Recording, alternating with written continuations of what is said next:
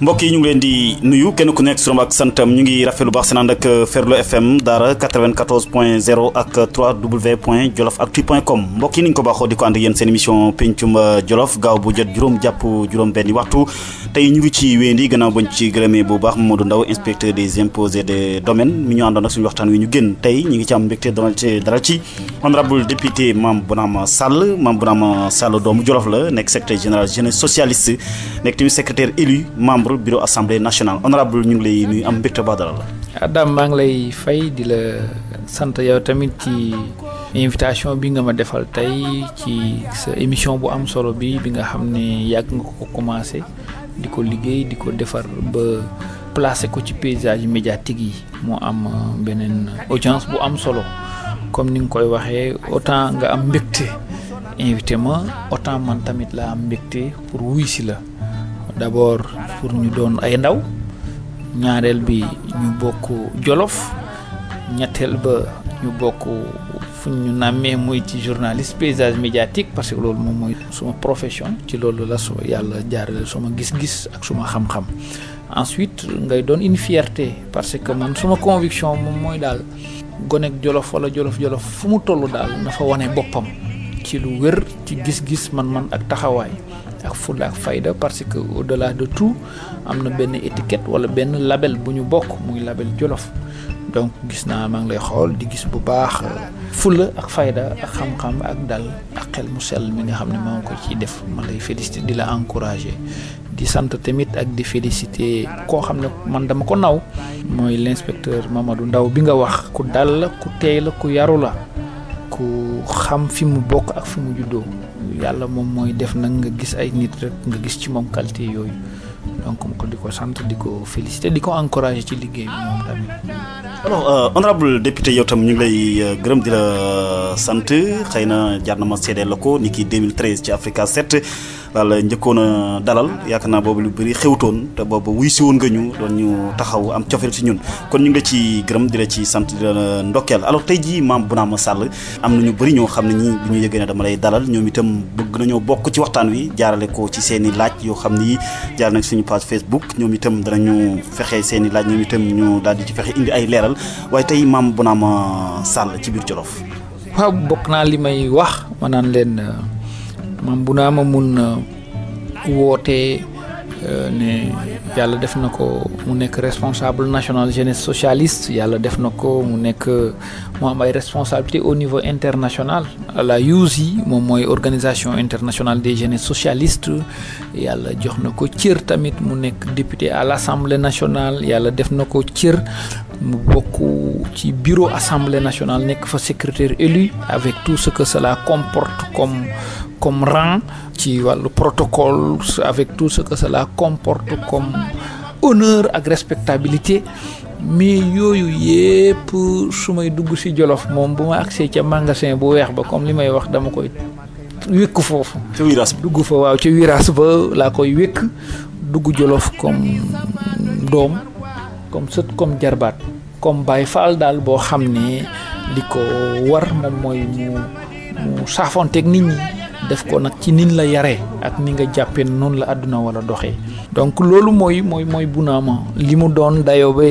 comme ni nga def fii nga ñëw fii la ñu dajante tey fii ñu nekk nii tey voilà soo fi ñëwee di nga xam ne am na lu ñu tekk ci réew mi waaye loolu mënuñu ko di ko fësal di ko gisal parce que foofa daal dañ faa bëgg a doon taalibe. alors Mame Bounama Sall honorable député xam naa ne Saara moom fi nga fekk baax ci biir Daara xam naa ne est-ce que bokk nga ci ndaw ñi nga xam ne ñi ngi gëstu seen cosaan fan lañ bàyyi ko ba ñëw Daara. waaw loolu mënul ñàkk parce que Daara la juddoo fa laa yaroo ak fa laa cosaanoo waaye suma ay maam Kajoor la ñu bokk baax ci suma wàllu yaay ci suma wàllu baay Jolof tamit yàlla def na ci suñuy waajur bi ñu ñëwee Jolof waa Jolof tamit teeru nañ leen takatal nañ leen dem nañ ba mbokk dugg ci ndax soo demee ba am ay doomu bay ak doomu ndey yoo xam ne Jolof la ñu bokk nga dem ba yow ci say mbokk say xarit ñoom ñëpp ñu duggalante waa Jolof xamoo fenn fu may Jolof te ñu tàggatal ñu ci loolu dañuy xam fan lañ bokk waaye du tere tamit ñu xam fan lañ cosaanoo ndax fa ñu cosaanoo tamit Wolof Njaay di wax duñ fa cuur duñ fa caa ndax ci ngiiru gu baax lañu bokk Kajoor lu ñu fa génne diine mu ñu fa génne ndax suñu waajur ba muy tuub dafa dem ci Sëriñ Baara Mbàkke ibnu Xaadimu Rasuul wax ko yéeneem ñetti yoon pour ne dafa bëgg a tuub ñu ne ko nag comme fii nga nekkoon Kajoor doon fi buuma ko bummi foo nga génn fi ndax pour toroxal sa bopp bàyyi nguur pour dem laxasu ci la ñëw Mbàkke Kajoor ñëw Kokki ak yooyu après la suma magu papa El Hadj Ibrahima Gaye Sall ñu affecté ko fii suma papa fekk ci ko ñu ànd noonu ba ñu dëkk Jolof am fi yàlla boole may leen fi njaboot noonu daal mooy histoire bi. am na solo Mame Bounama Sall honorable député tey jii bu ñu dee ba di wax sa tur dëgg-dëgg gannaaw say ñaari waajur gannaaw yàlla ñu bëri dañ jàpp ni sa turandoo am na lu mu ci def. waa xam nga nit ñi dafa am sax ñu bari ñoo xam ne loolu la ñuy jàpp waaye Bounama tur la tur woo xam ne tur wu am dayo la ndax man am na lu may fàttaliku ci sama yaay lu ma doon wax te loolu moo tax bis jot damay sant sama yaay bu baax a baax a baax a baax dañ doon toog mu ne ma Bounama moo mas a dégg de ku amoon cër la ci réew suñ doon def ba ma nekkee gone yi saa nga def yi fi gone dugg si du noonu wala nga bañ a def naka la demee yëfi xale jàpp la dañu toog mu ne ma moom su ma buggee wax su may xam ne lu dëggu la ci moom wala de su ma waxee bukkunta rek ma déglu ko parce que boobu damaa xam ne li muy wax sori na ko ci moom ñoo mu ne ma bukkunta mu ne ma Bounama moo mos a gis lenn la mos a doon ci réew mi te xaw ma ñan de waaye Bounama yooyu de li ñu teg ko ak dayo bi ñu am ci réew mi liggéey ba seen waajur wu jigéen liggéey seen kër baay cala te mun naa laa kitaabul ni ñooñu de seen waajur sonnuñ lu ëpp lu ma sonn ci sa kër baay bi donc loolu mu doon luy raisonner chaque jour ci suma bopp te ginnaaw yàlla ak yonent bi ak référence yooyu muy doon Bounama yi mun naa jàpp ni ak sama ndimbal suñu borom li tax daal ñu naan suma waajur wu jigéen woowu jàpp naa ko ci waaw. Maintenant comme tu dis politique tamit nit ku nekk da ngay am référence man bi ma jugee daara ñëw Ndakaaru sama kër papa Mame Bounama laa nekk ma gis ko ci doxalinam ci taxawaayam ci ngoram ci diineem ci bëgg lu baaxam ci résisteem ak fierté bu mu am di xam lan moo nekk ci deretam naka la koy téewee naka lay amee fulla ak fayda naka la amee taalibe nangam ak sàngam ndax nit boo ko nawee rek di nga imiter ci moom après mu am yenn responsabilité yi te loolu dafay créer émulation li ñuy wax moo tax dafa am solo ci kër wala ci xeet kenn ku am dayo juddoo fa ndax day dolli fit ak jom ñooñu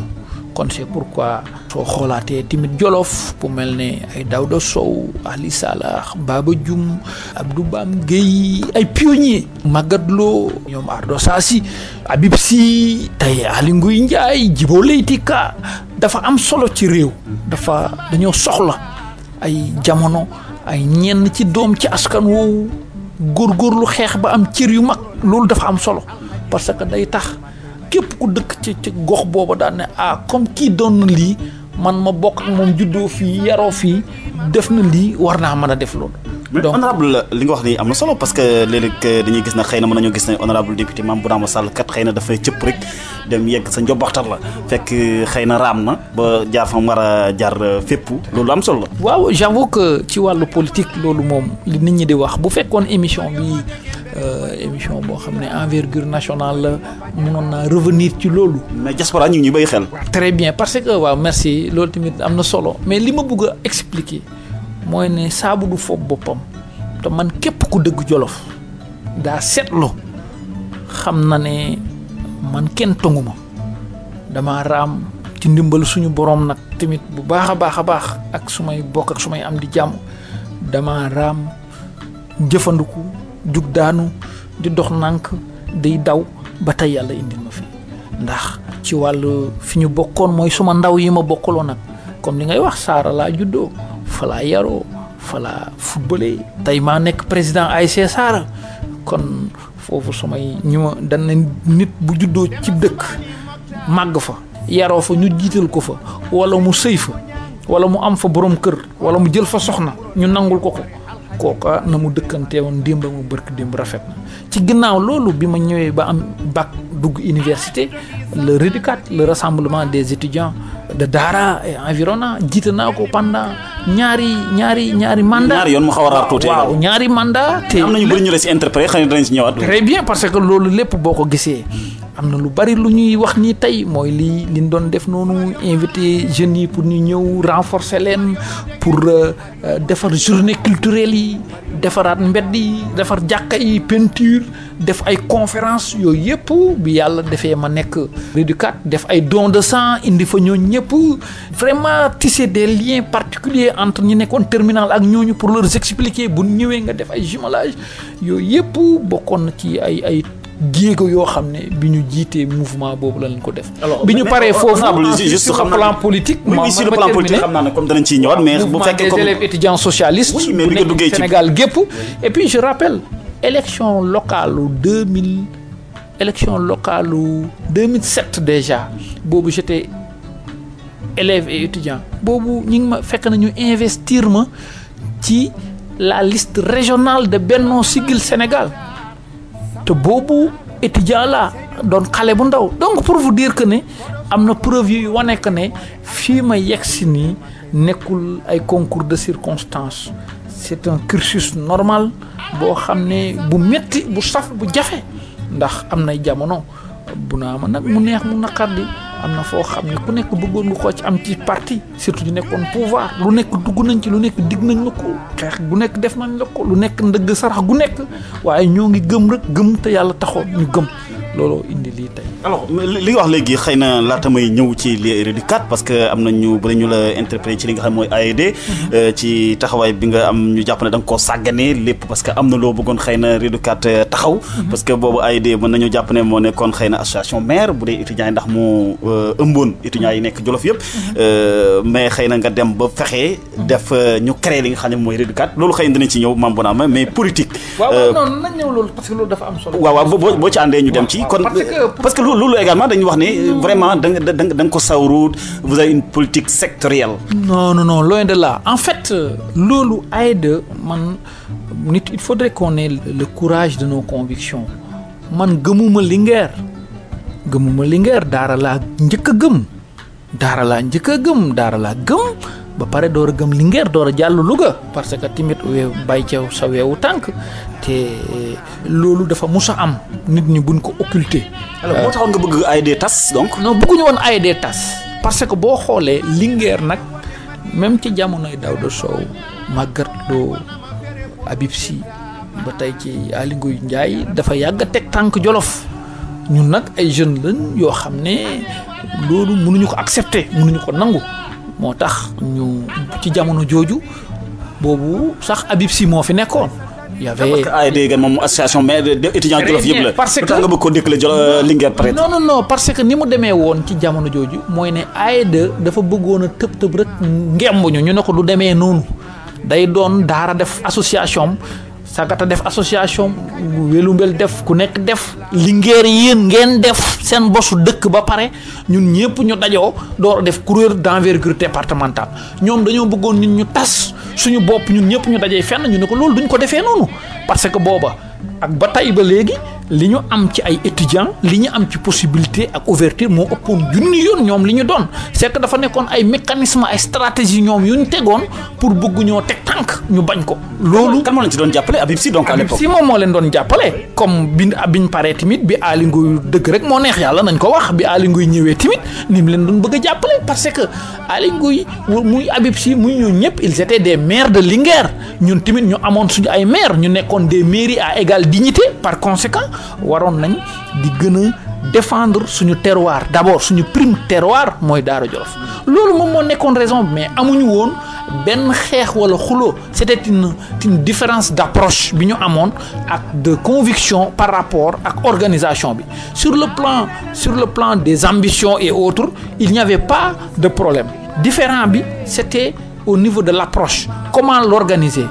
devrions-nous jóge fii tëb ay étapes ou bien devrions-nous travailler à ce qu'il y ait des micro-organisations pour en faire après un macro qui aura une envergure départementale soutenue ou entretenue ou bien mis en place. AED na léegi est-ce que kon du wax ne kon voilà. mais AED bu dee à qui la faute parce que AED mbir bu fekkee da ci pàcc yi ñu ko defi moo tax peut-être. non parce que biñ koy tabaxee wuñ ko tabax bu baax xam nga tabax day am fondement ñoom dañoo ñëw rek defar puj bi bëgg a taxaw ci kaw ñu ne leen ça ne se passerait pas comme ça et que en tout cas la responsabilité que j'avais mooy biñ may faluñu ma woon ci AED ci RUDICAT lañ ma fayoon donc j'avais non j'avais un devoir de responsabilité vis-à-vis pour la pérennité du RUDICAT gin nga joxoon dama ko waroon téye ba mu ñoŋ te ñi nga xam ne ñoo ma faloon gis nan nu ma ko doxalee woon. alors mais honorable tey jii wax nga RUDICAT am nga ci ñaari mandat doxal nga ci lu ñu ci war a doxal da ngay am mbégte chaque fois ñu lay laaj xëy na ci RUDICAT ak étudiants yeeg truc comme ça mais alors mais tey jii xam nga ne RUDICAT mi ngi sukuraat di xam nga ko. waaw justement parce que tamit xam nga dañ ne mbir du nuru lu may ñàkk yor nañ ko amee gis nga dans la vie man je ne suis pas du genre à utiliser ou bien à se faire voir man nekkuma yàlla bindeewuma ma nekk kuy ngistal wala kuy jéem a jël ay nit ma dépasser mbir ba pare di ca wàññeeku di ko jéem a instrumentaliser man yàlla bindeewuma noonu maa ngi wax ci médium comme tu dis ñoom ñi ngi may déglu RUDICAT xam na lu dul benn du ñaar du ñett ci ay dimanche wala ay bis yàgg nañu dem ci jamono joo xam ne bu leen amul woon ku leen ñëw taxawu leen magal leen RUDICAT tas na lu dul benn du ñaar ñëw naa fa te bés bu muy njëkkee ñëw la ma leen doon wax. élection bureau rek laa la pour ma gis na. juste non attends je vous dis loolu moom mooy assemblée générale laa wax. su ma doon ñëw dama leen wax leen ne leen yéen a war a am seen fulla ak seen fayda ndax RUDICAT gi mënut a doon lu may yéen ñi nga xam ne yéen a ci nekk ni ngeen ko def parce que ay génération yu mag ànd nañ ci jaar fi ku ne ku téel ko sa bopp ak sa fulla ak sa fayda par conséquent. ay jolof leen ndox man juddoo fa ngeen juddoo fan naan lan lekk fi ngeen bag bin am ngeen am ba ñëw fi kon waru leen a toog di wiir seen bopp ci ay nit da ngeen di gëm seen bopp parce que vous êtes des étudiants. vous êtes sa bopp mooy lan par exemple. gëm sa bopp moom mooy nga xam ne yow fii nga toll tey l'histoire t'interpelle par rapport à un esprit de créativité pour xool des projets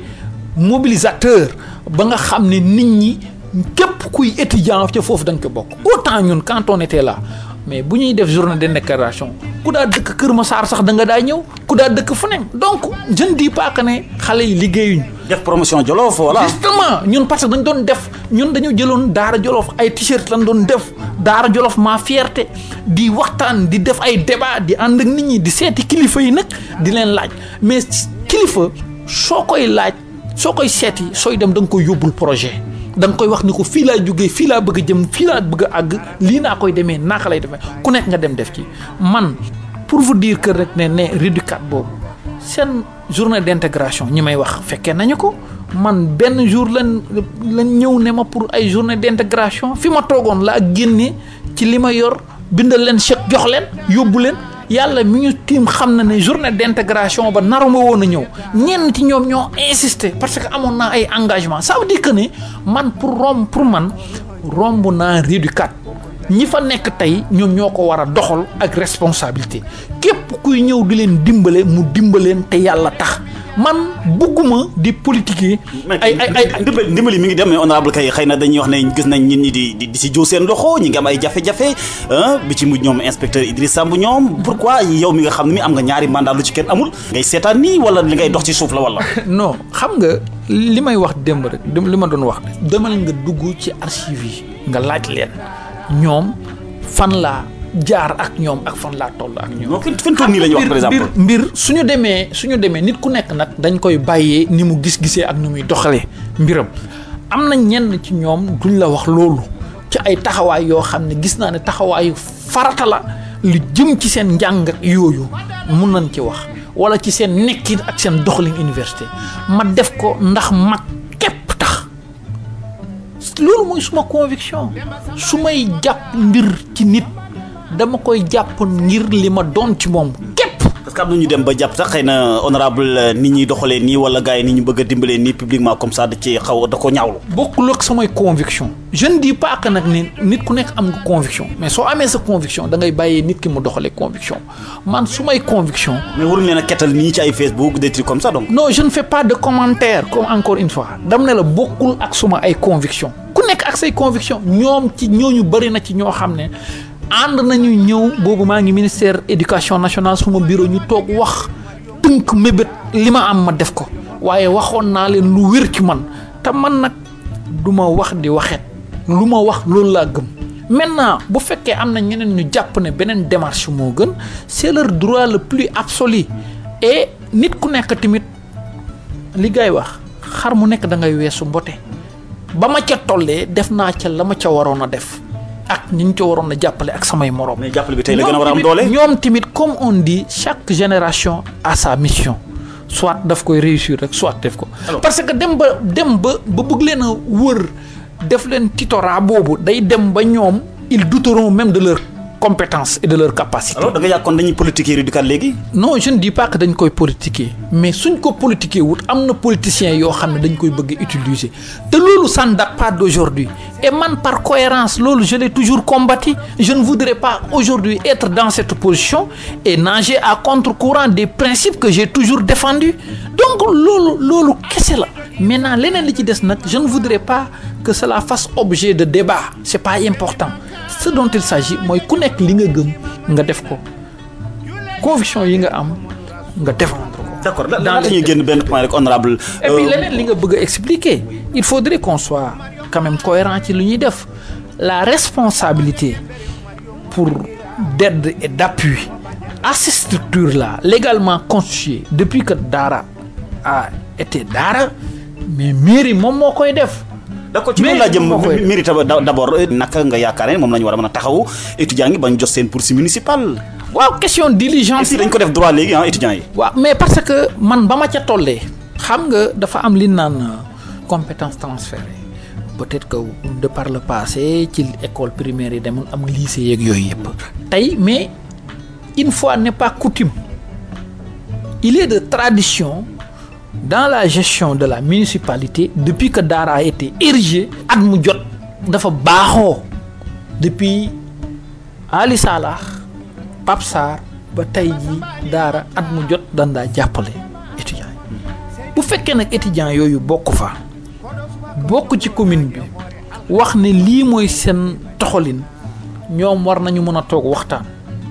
ci biir waxuma officiellement mais officieusement ñu ne monsieur le maire lii nga ñuy jox at mi nii la te ñun de soxla nañ lii ak lii nañu signé convention ak yow boo xam ne lii ñu soxla te nga war koo indi muy 7 millions muy 9 millions nga dimbali ñu ba chaque at buñ ko génnee ñu mën ko luye immeuble képp ku nekk ci difficulté ñu jox la ko loolu ay mécanisme liggéey loo xam ne noonu nga koy def boo ko defee loolu nag nga yóbbu ko fa nga ko war a yóbbee nit ñëpp jàpp ci taxaw waaye su fekkee ne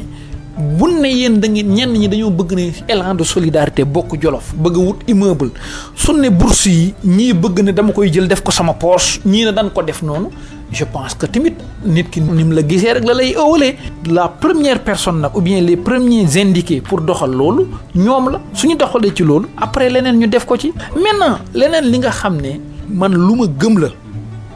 dañuy politique waaye ginnaaw loolu ñu gëm yàlla lañ bari na ñoo xam ne bi yàlla amul sax kenn ba mu waxee ne Bounama Sall bés nangam ci waxtu nangam da nga doon nangam yàlla tàgguwul kenn man ñàkk fayda wala ñàkk bopp ak gis-gis weesuwut ma jàpp ne ñii ñoo ma jox lii wala ñii ñoo ma mën a xañ lii. donc pour vous dire rek encore une fois rapport yi may am ak nit ñi bëgguma mu doon des rapports politiciens. lu ngi daal waaw. d'accord mbokk yi yéen a ngi ci Ferlo FM ak www.jolofactu.com seen émission pencum Jolof ñu ànd ci honorable député Mame Bounama Sall nekk secrétaire général jeunesse socialiste nekk secrétaire élu membre ci assemblée nationale xam nga waxtu wi ëpp ci yaakaar naa ne jagleel nañ ko étudiants yi am na solo alors mais honorable tey jii ci wàllu politique donte ne xam naa ne ci liste nationale bi lañ la falee mais tey jii wax nga léegi cofeel gi nga xam ne gi am nga ko ci département ci Jolof mais dañuy gis ne dafa mel ni ne donte ne yaa ngi koy wax mais sa politique dëgg locale dafa des. Politique locale naka la desee. naka nga jàppee ne politique locale. Oui, politique locale naka la desee dans la mesure où tey jii xam ne daara nga dëkk c'est vrai que xanaa lu mu néew sax daara nga yem la say mbir mais dañuy jàpp ne xëy na c'est un député boo xam ne maîtriser wu sax département Linguère. waaw xam nga. Sénégal moo ni tëddee. léegi Sénégal moom ñëpp ay experts lañ ci lu ne. waaye fii nga xam ne ci laay yëngatu ci wàllu politique d'abord ñu ci parti socialiste. certes am na envergure nationale au niveau des jeunes mais. ci cadre général bi dans une certaine mesure man jiitewuma coordination départementale parti socialiste bu Linguère Cheikh Sidi suma kilifa moom moo ko jiite man ci wàllu ndaw gi maa ngi ci yëngatu nag lu ma mun leneen li nga xam ne am na mais mu neex nit ñi mu naqar di mooy Bounama Sall ci département Linguère kenn mënu ko natable réalité politique la ci département Linguère kenn mënu koo miim leneen li nga xam ne moo ci am mooy xam nga nit ki doone mën a da ngay xaar ba nit ñi ne la yow la nga xam ne loolu la te suñu parti bi ñu nekk am na ay ramifications dans toutes les 19 communes du département te loolu ñoo ngi ci sant yàlla bu baax di ci liggéey bi nga xam ne war nañu ci leneen li nga xam ne li ma jàppee ci ambition ou objectif ou doon responsable politique mooy que ne c'est être utile à ta société et moi je pense que ne bu fekkoon ne département Linguère banque la ma doon ab client mun naa wax ne du ma topp dara. actionnaire nga ci donc. waaw du ma topp dara. ndax parce que Omar Ka moom itam kenn la ci seen internautes yi li mu njëkk a laaj mooy ne xëy na moom daal dafa yaakaar ne xëy na daara rek moo ko fal. ba bulal sax ba yóbbu ko xel bu mu fekkee ne tudd naa tur wi nga xam ne moom la wax. waa xam nga daara rek faluma waaye Linguère kese tamit faluma Sénégal gépp ñoo ma fal parce que responsabilité nationale la ñu investir ma ci liste nationale. bëgg gi ma bëgg Jolof ak yéene gi ma am yéene Jolof moo tax comme ni ko ñeneen ñi doon defee man topp ma tête de liste bi ci tournée dama toog Jolof di battre campagne dugg ci dëkk bi. seeti sumay mbokk samay am di jàmm seeti jolof yi pour expliquer leen. alors loolu nekkul erreur nga yaakaar ne. non di def ci liste nationale. parce que mu neex mu naqar di les enjeux étaient majeurs à Daara Jolof commune bi nga xam ne mooy commune bi ëpp doole ci département bi te képp ku toog seetaan gis taxawaay bañ fa taxaw ak lañ fa mobiliser. ci suñu ay déplacement suñu meeting ak discours bi ñu doon tenir jolof yi xam nañ ne nous avons beaucoup et très bien pesé ci balance bi ba nga xam ne Benno Bokk Yaakaar moom la gagné. leneen li muy wax ne ci bulal xam nga ñun parti bi ñu bokk ak ñu jàngalee dafa am nu ñu ko organiser su laajtee Daouda Sow mi nga xam ne mooy responsable parti socialiste ca bulal dina xam ne man mii nekkuma ko fàtte bulal.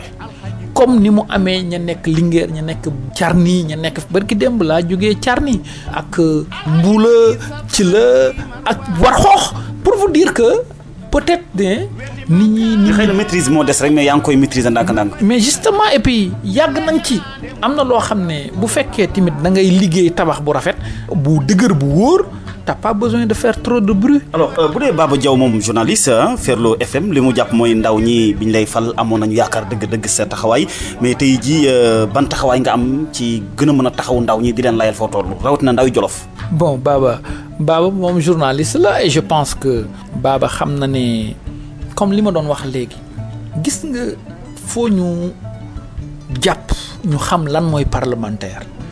te la ma waxoon démb waa Jolof ci laa gën a nekk musuma taxaw waa Jolof wax leen ne leen su ngeen ma falee député danaa leen tabaxal fii danaa leen jox liggéey wala danaa leen jox li ma waxoon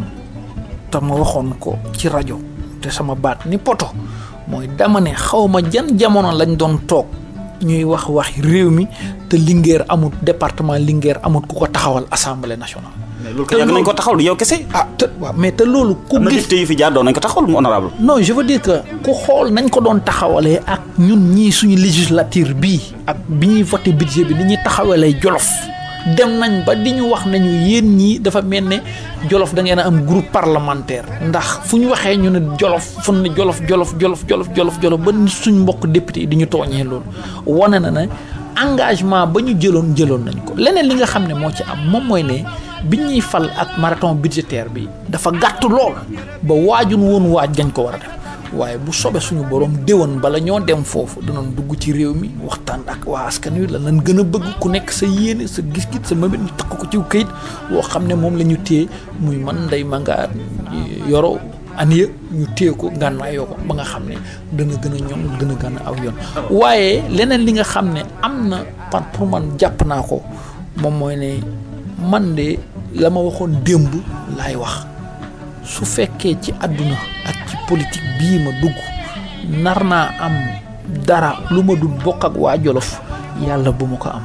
loolu nag laa wax te jàpp naa ne méngoo naa ak suma jëf ak suma taxawaay commentaire yu nit ñi di wax nag mën naa nekk ay commentaires yoo xam ne dañ laa bëgg a secouer rek comme on dit un coup de pied dans la fourmilière pour permettre nga gën a continuer et j'en suis conscient et puis inchallah. alors honorable député ci tontu bi tontuwaale nga ki nga xam ne kii mooy Samba Dollar Sow moom itam fekk baax ci barke ji ci laajam ndaw ñi xëy na ñi si des moom ci parti socialiste ci la ñu gën a laaj sa taxawaay mais tey jii nga nekk secrétaire élu membre ci li nga xam ne moom mooy assemblée nationale mais loolu tey lan mooy dayoom tey par exemple secrétaire élu. waa secrétaire élu ci dayoom mooy ne d'abord membre nga ci bureau assemblée nationale. cela veut dire que ni soo nekkee secrétaire élu bokk ci membre bureau national ci wàllu ni ñuy dayolee doomu aadama ci république rang wu ministre nga am. kon yow tey mën nañ la wax monsieur le ministre donc. waaw du la wax mais da nga am nga dayoo ministre am nga kattan wala ciru ministre ça veut dire que ci département Linguère tey ci wàllu politique ak ci wàllu réew bi man ak Aly Ngouille Ndiaye ñoo ca tolloo dayoo wala moom ci wàllu protocole gouvernemental bu weesoo Aly Ngouille Ndiaye mi nga xam ne ministère souveraineté la yor man Bounama Sall maa ci tegu loolu lay ci lu mën a simple loolu lay dayoo bi wane. kon Ali mën nga koo jiite mën na laa jiite ci département Linguère yëpp. non du question ne Ali. parce que mbirum protocole la peut-être ñi xamuñ par exemple mën nañu léeg-léeg ñu gis ne maam Bounama kat xëy na buy Ali di def lenn xëy na du ca jóo loxoom wala day du nangoo nekk ci gannaam da ngay base par rapport ak fonction bi nga am wala. non xam nga nit ku nekk nag comme li mu la waxoon rek nit ku nekk ni la yaree ak ni nga gisee àdduna Ali lu ma am responsabilité suma mag la. te cër boobu loolu lañ ma yaree loolu lay doxalee waaye ci république la ñu nekk moom mu yor ministère de souveraineté loolu cëram la waaye boo weesoo moom dama ne ci wàllu protocole réew maa ci tegu keneen mënul dox sama kanam gannaaw le ministre Aly Ngouille donc loolu mooy dayo bi nga xam ne réew mi moom moo ma ko jox réew nag mbir bu nu la ko joxee yaa ko moomal sa bopp soo yaafusee ay nit dinañ ko dangu wala danañ la jéem a suufel ak noonu. xam nga li nga yor fonk waaw waaye nag comme ni ñuy wax man de yaru naa tey naa dal naa waaye ñàkkuma fayda ñàkkuma fula. maintenant ci naka la honorable wuy waaw ci tur boobu comme li ngay wax li ma doon expliquer tuuti rek dafa am solo loolu njàngat bi ci ndaw département Linguère wax war a jëlee moom mooy ne war nañu gëm ne ñoom ci seen biir war nañu gëm ne war nañu mën a nekk plus qu'un secrétaire élu tout en étant jeune, plus qu'un ministre tout en étant jeune, parce que day créer émulation, day gën a fructifier wala mu gën a yokku engagement ak ambition ndaw ñi. parce que bu fekkee ne man boo ñëwee Saara fa laa juddee doon fa footballé doon fa bëree doon fa xawma nduxee wala róor ndamba wala di fa def ak yeneen jàngee fa jugee fa daara di kërti ba yegg si fii soo ñëwee ña la gis dëkk la yar la da naan pourtant c'est possible comme bu naa ma mii moom moo jugee fii. xam nga dafa am bis ma toog ñu ñëw réunion bureau assemblée nationale Moustapha Niasse toog Ablaye Makhtar Diop toog Madické Niang toog Pape Diop toog Moustapha Cissé Lo toog ñeneen ak ñeneen ay kilifa yu am dayo ci réew mi yoo xam ne damay fàttaliku daaw ma leen gis sax ci journal Le Soleil laa doon liire seen tur. soo toogee ba yàlla boole leen ci genn taabal gu ngeen bokk même bureau di décider ensemble di échanger ensemble soo ci jigee di nga war a sant yàlla bu baax. doole ci nag nga jógee ci àll bu xonq ba cela veut dire que nit soo gëmul sa bopp jàpp ne yàlla képpay maye yàlla rek képpay xañe boole ko ci fulla ak fayda ak yar ak góorgóorlu yàlla mën na lu ne ci yow. d'accord mais honorable tey jii ci parti socialiste parce que waxtu yi day daw te xam naa li ñu cërale woon ci waxtu li ci des bëreetul diggante honorable député Mame Bounama Sall ndéem si yàlla docteur Daouda Sow Djibo Ka Tanor Dieng ba ci Khalifa Sall nu ñu koy tënkalee. non je veux dire que même su ma bokkee parti socialiste muy ndéem si yàlla Djibo Leyti Ka ak suñu wasila ci wàllu politique Daouda Sow ñun ñëpp ñoo bokk leneen lu gën a am solo muy Jolof comme ci ni ma ko tàmbalee woon ci wax boole ci Habib Sy ak ñoom Ablaye Niang ak ñoom Magatte Lô ñooñu ay pionniers lañu te ñoom ñëpp ku nekk gis nga ci ñoom ay jikko yu rafet yoo xam ne war nga koo mën a jël làmboo ko président Daouda Sow ci wàllu conviction politique man gisuma ci ko ci ëpp. ndax nga nekkoon président assemblée nationale ñu wàcc la ba député nga toog gëm ko loolu marque de conviction et de courage politique moom. am na loo jàngatee ci moom loo faree ci moom. waaw mooy mbir boo ca nekkee da nga ci nekk ba lu la ca fekk nga xam ne suñu borom moom moo la ko indi loolu jàpp naa ko ci Daouda président Daouda nekk na tamit ku yar woon koo xam ne doo ko dégg muy wax ju ñaaw doo ko yëgg muy def jëf ju ñaaw da ko am ay conviction ak fulla ak fayda. xam nga dafa am ñaari mbir yu nit ñi di jaawale ñeme am na ak yaradiku mooy nga wax lu la neex ñeme nag mooy li nga wax li nga nekk nga gëm ko di ko boole ak dal ak teey ak fulla sans coow lu bari. Djibo Leyti Ka barki démb bi ma demee Thiarni yàlla seede na ne fi ma toog sax maa ngi koy ñaanal di rafetlu ci moom am na ku ma ko doon waxtaan ak nag moom mu neex mu naqar bi mu nekkee fu mu jaar ci état sphère yi mu nekkoon boo fa demee da nga fa fekk ay jolof te taxawaay bi ma am di dimbale ci li ma yàlla defoon ci position ci ku ne li ma ci mën a dimbale loolu bokk na ci moom Djibo Ka moom ma ko inspiré. keroog bi ma demee Thiarni tamit bi ma yegsee dama fa fekk délégation IRD boo xam ne professeur Diegane Sène moo ko jiite biñ ñëwee bëgg maa présenté na la ma ne leen déedéet man damay dugg ci délégation Djibo Ka bu IRD parce que ñun ñoo bokk Jolof ñoo bokk ay socialisme la ñoo bokk histoire pour war na ne àdduna amul solo nit ki daal da nga koy jox cëram mu jox la cëram. oui te tey honorable xëy na am na kenn koo xam ne kii bokk na ci laaj yi mu laaj tiit mooy tey jii c'est vrai que bu ñu xoolee dafa mel na ngaa bañ a xaw a gêner tuuti parce que ñun ñi faw ñu bay Cheikh Sidi Ndiaye xam na tamit moom moo jiite parti socialiste bi xëy na ci département Linguère alors mais tey jii bu ñu gisee ne ñu ne xëy na njaboot ak ndim si yàlla docteur Daouda Sow dafa xaw a mel ni ko xaw a tumuranke ci parti socialiste rawatina ci département bu Linguère ndax loolu da nga koy dëggal.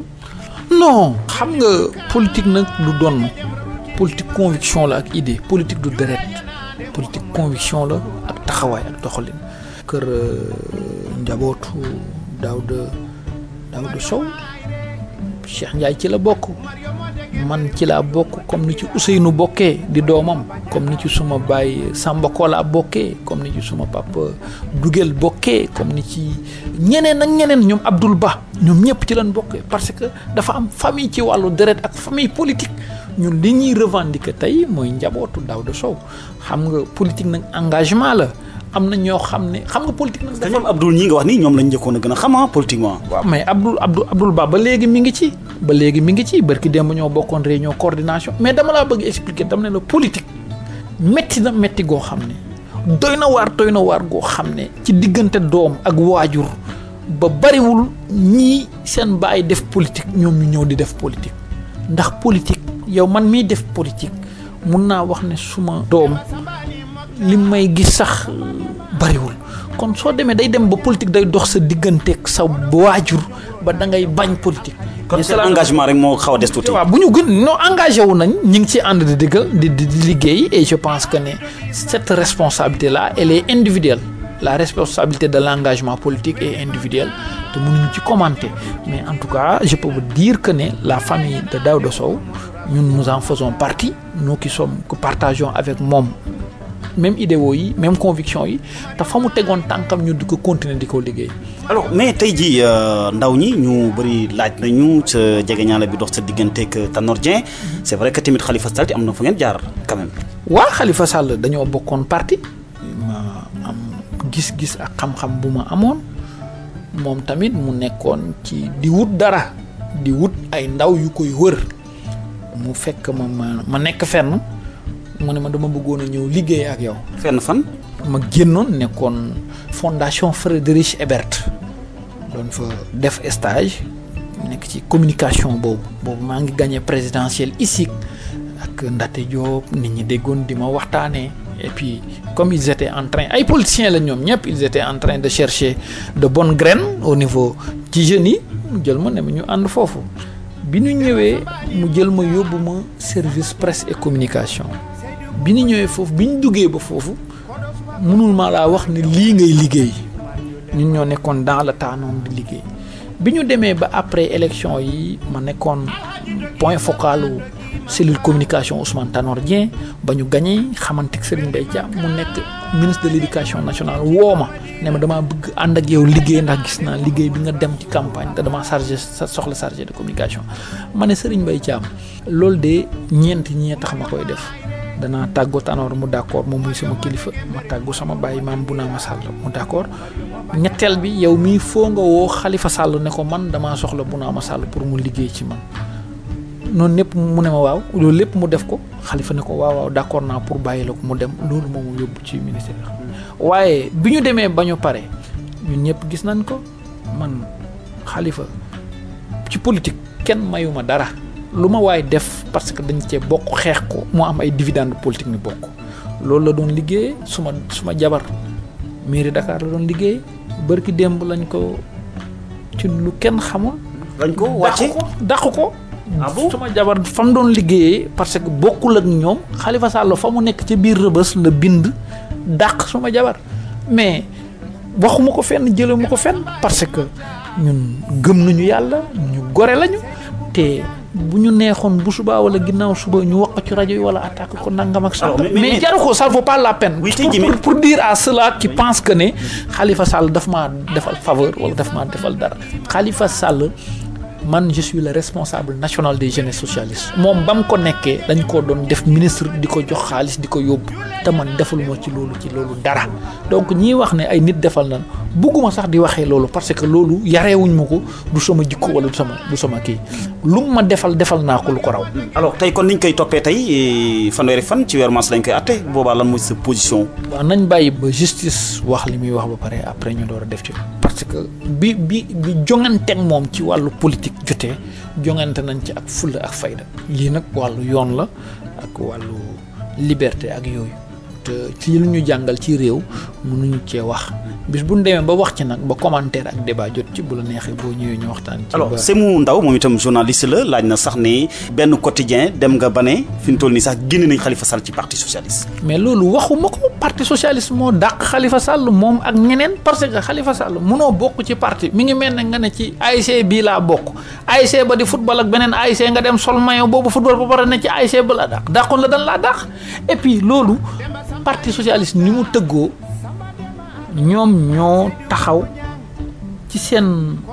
bureau politique ak texte yi wax ne ku def lii dan laa war a dàq ñu gën loolu dàq leen muy moom muy Barthélémy Dias muy Bamba Fall mi nga xam ne barki démb doon naa leen wax dem na ñoom ñëppay dem am na ñeneen ñuy négocier te dañuy dem man maa la ko wax li ci kanam weesul xam nga dama ne ñoom daaw ci mois de mars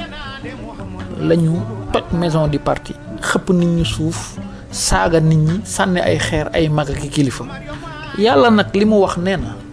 Olof Njaay sax laay wax nee na ku war ren ba déwoon mu jig la dan la koo ji ñoom mars lañ ñu defoon balaa mars ña ca bëri ña nekkoon député wàcc nan ñeneen ña nga xam ne ay maire lañ ak yooyu nangam ak sàngam def nañ fi njuuma goo xam ne ñoom Bamba Fall la ngi nii bari gi démb la fi tourné lu nekk mu wax ko ñeneen ak ñeneen. kon dañoo nekkoon ci erreur ñoom. génn gun ci ba léegi ña ngi ci erreur googu ba léegi. ña ngi ci ba léegi. alors mais tey jii xëy na danañ wax lu jëm ci li nga xam ne moom mooy wàllu njàng mi parce que article yu bëri génn na tamit di wax ne xëy na Mame Bounama Sall honorable day jaarale ci wàllu njàng mi di ci jaay doole daanaka ba bëgg ci aw tur dem sax ba ne am na ay intendant socialiste man ba bu ma ko dégg damaa jaaxale honorable waa xam nga loolu moom tey fii ñu toll ci dayoo am na lu bari mënuñu koo wax dama ne bariwul ci ñiy wax ci rajo yi ak di mbell foofu te ñëwun ba sama kër ne ma damaa bëgg nga jàppale ma def ma intendant wala joxuñ ma seen ay dossiers. li nga wax ne yaa ngi accusé te waxu fi kenn. déggoo li ma la wax xam nga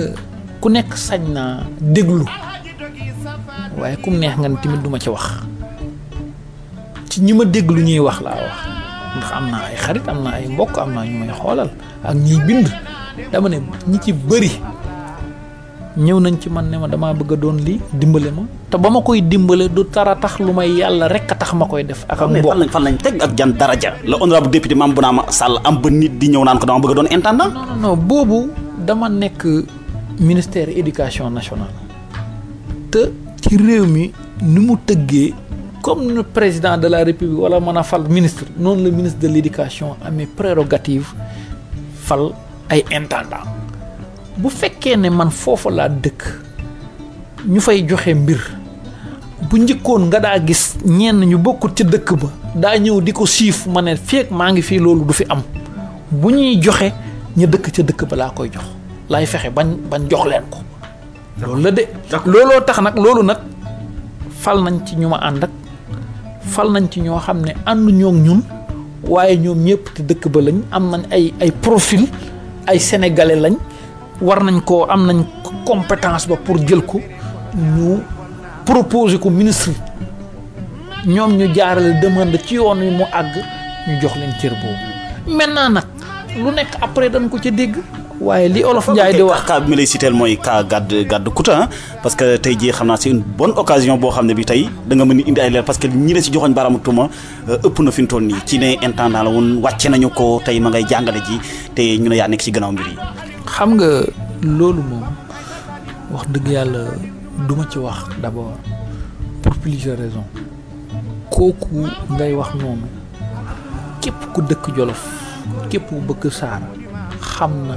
man ak moom suñu famille lañ bokk te képp ku ci wax yàlla seede na ne soo ñëwul baaluma ak bu ndajee kër ak àllaaxira di nga layoo ak sa borom ci man ci loolu di nga layoo man ci loolu ndax kooku ngay wax muy gàtt mun naa kitaabu ci alxuraan ne bañ koy def loolu yëguma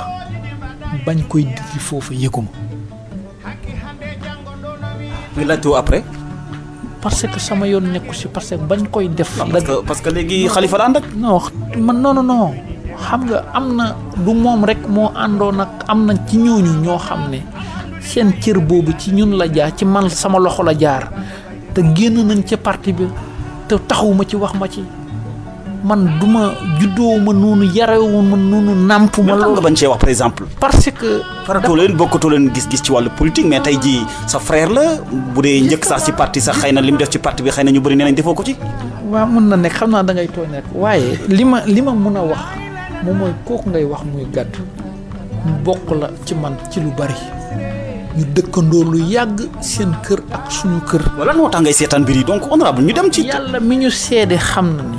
ku dee rek ak sa bàmmeel yàlla mi ñu seede xam na ne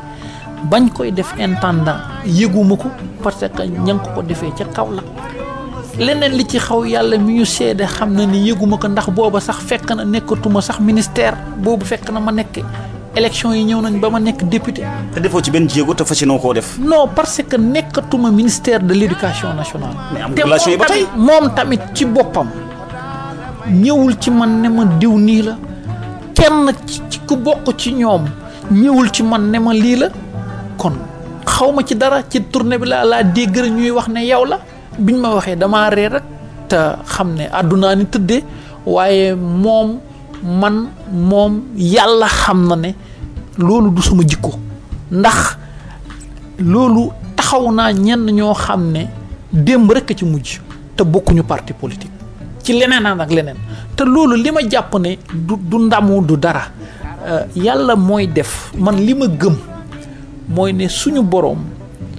moom rek mooy joxe mooy man te sant suñu boroom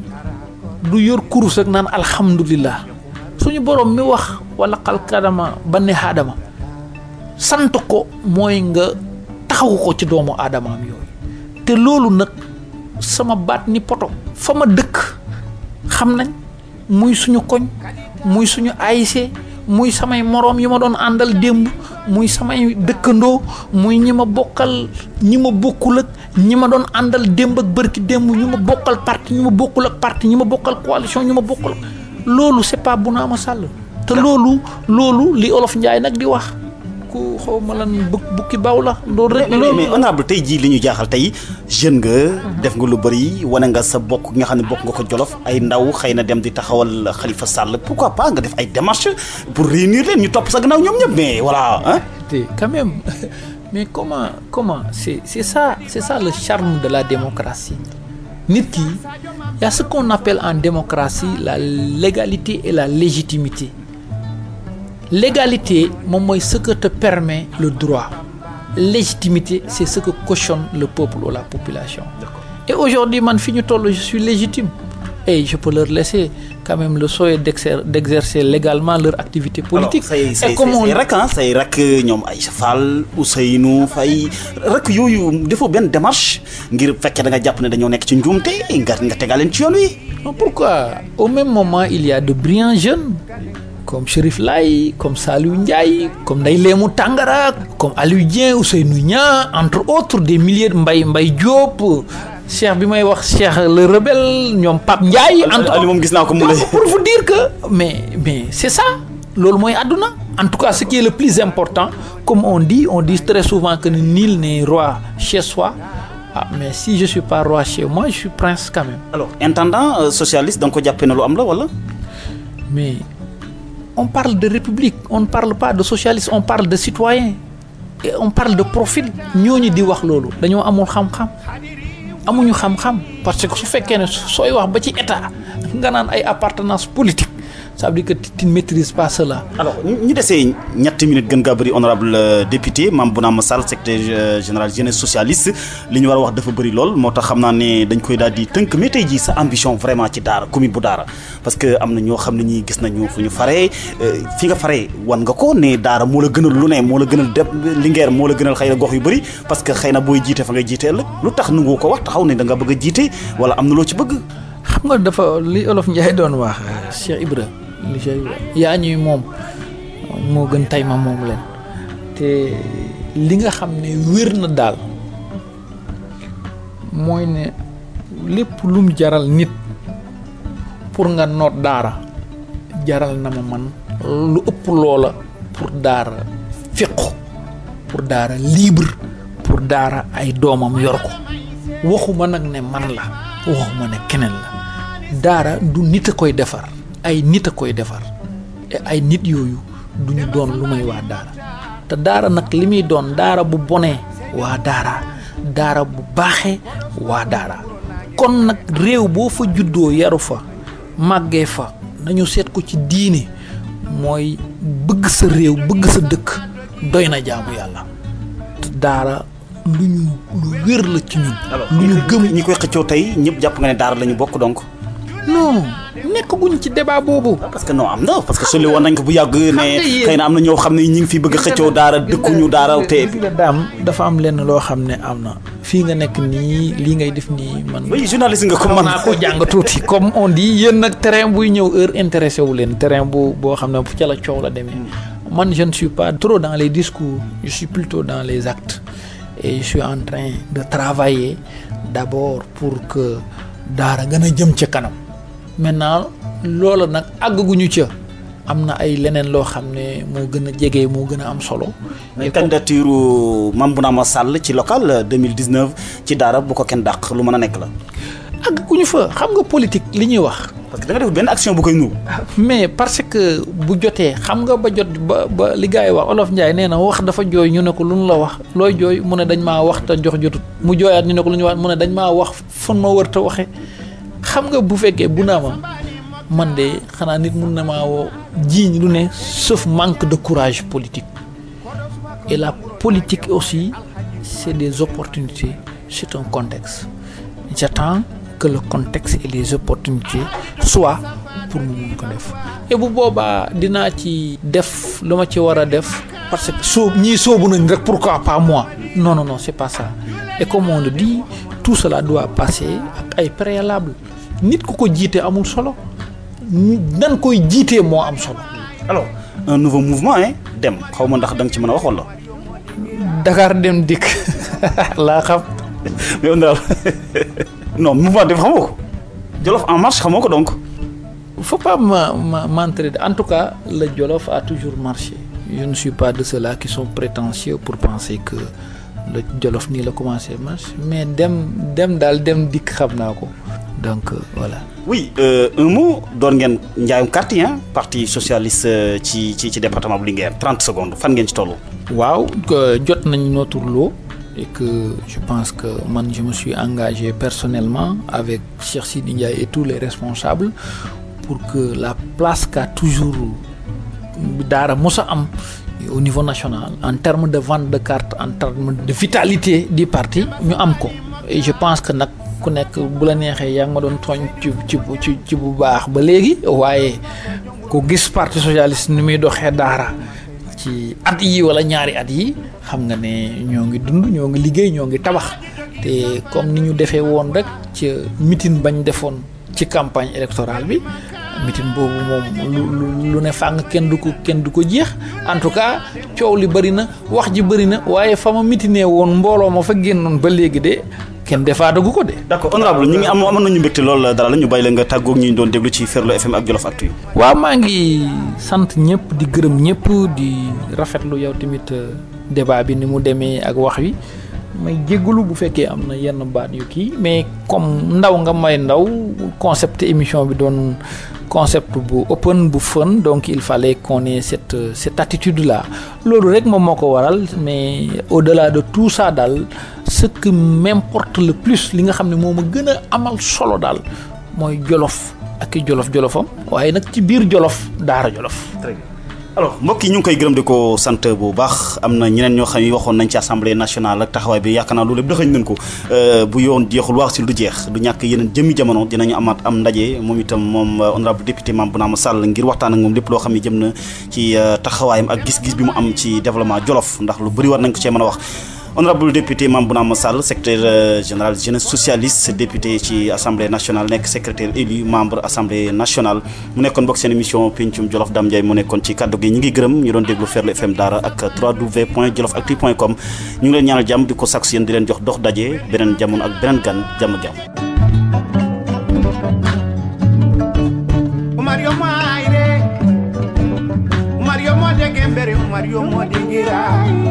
Mario mo Bajala, Mario mo